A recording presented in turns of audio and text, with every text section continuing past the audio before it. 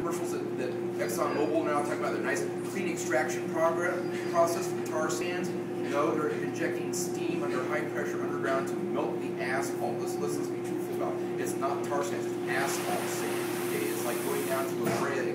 SoCal, like going down to La Brea. That's what it's like. You see the old tar pits where it's hardened into asphalt. That's what they're digging out of the ground. You know, and what they're doing up in Alberta is the same thing that the coal mines are doing in West Virginia, mountaintop removal. They're taking hundreds of thousands of acres, cutting the forest down, bulldozing the surface off, extracting out the tar sand, and then just walking away from it. And it's environmental genocide.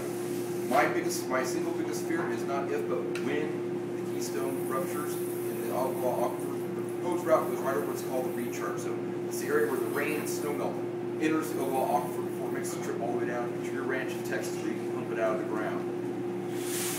If you contaminate its source, it's going to spread to the entire aquifer. Here in Nebraska, we're already dealing with a chemical spill from back in World War II at the ammunition plant out in Grand Island. They used to bury their waste from the ammunition process in a pit.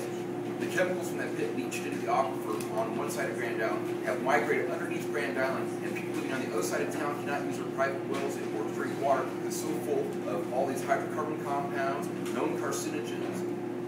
It's like, have we not learned anything, Bill? Because that's part of the Ogallala Aquifer right there. When you came in from California, you guys were driving over the top of the Ogallala Aquifer. Once you got to basically where the North Platte River joins the South Platte, you're driving over the top of the Ogallala.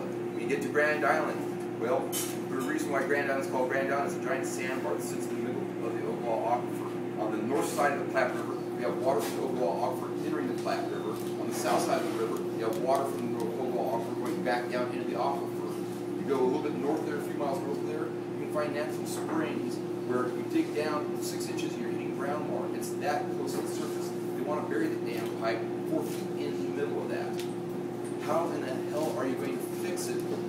Let alone how the hell are you going to discover where a leak is? And then, more importantly, how are you going to clean it up? They don't even have a plan on how to clean the thing up. They're still dealing with the spill up in Michigan a year later. They're dealing with the spill in Montana out in the Yellowstone River. They're finding part of that 4,200 gallons. They're finding tar sand oil, tar sand crude. They're finding 180 miles downstream. They found it in the Missouri River already, where the Yellowstone dumps in Missouri. We don't hear about it because, let's face it, the money's being handed out very liberally to keep people quiet, to keep mainstream media quiet.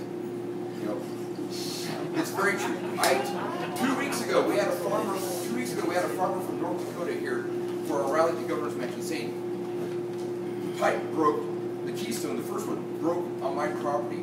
I called TransCanada, told them there's a geyser of crude oil shooting 60 feet in the air. Now I understand this pipe is buried 4 feet in the ground. There's a geyser of oil shooting 60 feet in the air on my property. And the guy on the phone said, our instruments don't say it's leaking. And the guy goes, I don't care what your instruments are saying, I'm watching it. It took an hour and a half for an official from TransCanada to get them to actually visually confirm that it was leaking. It took another 5.5 hours after that for the first response crew to show up. That is totally unacceptable.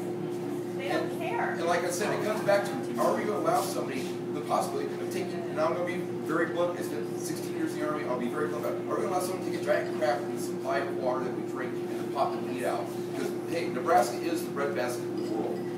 The sand hills, people don't realize, the sand hills are called because that was an active sand dune field up to about 8,000 years ago. That was an active sand dune field. Topsoil is only a couple inches thick.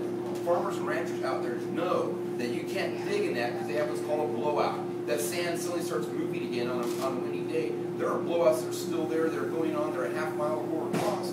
Or some idiot decided to dig a foundation or something back in the 1930s. You want TransCanada to dig a 170-mile long trench 10 feet wide and 4 feet deep through the middle of that? Are we nuts? Are they nuts? Yes. This is a lesson in insanity, folks.